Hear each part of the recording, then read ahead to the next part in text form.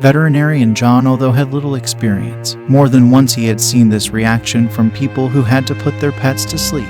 The doctor understood that a human pet becomes a friend, so he considered the tears of his visitors an absolutely natural reaction. Nevertheless, this case seemed special to him. The doctor recalled how 3 days ago a man and his dog came to him for the first time. The man was elderly and not much of a talker. His dog, Betty, was a 9-year-old mongrel dog who had not been up for several days.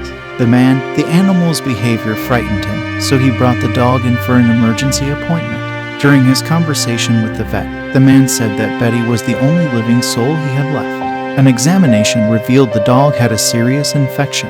It had to be treated urgently, but the medications and procedures were costly.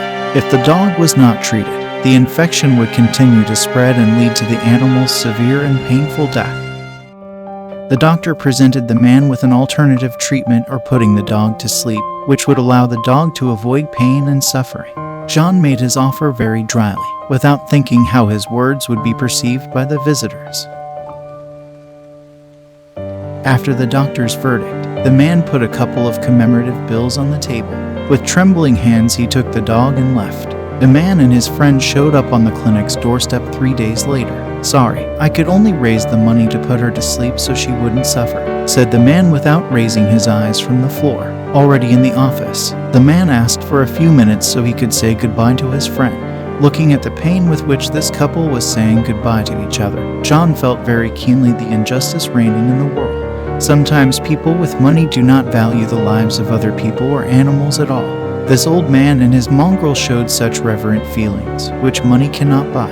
But it was for lack of money that they had to say goodbye. The doctor could not contain the feelings that overwhelmed him.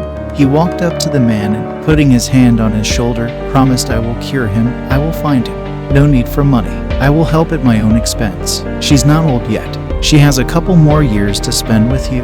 The elderly man only shook more and more with unsuccessful sobs. After only 7 days, Betty could walk and even run on her own. Proper care allowed her to quickly cope with her illness. The vet felt real satisfaction from his work. He may not have done the most significant good deed, but he was able to keep the old man and his dog believing in people and hope for a better future. Dear friends, if you liked the video, please like it and subscribe to the channel where you will find many more interesting things.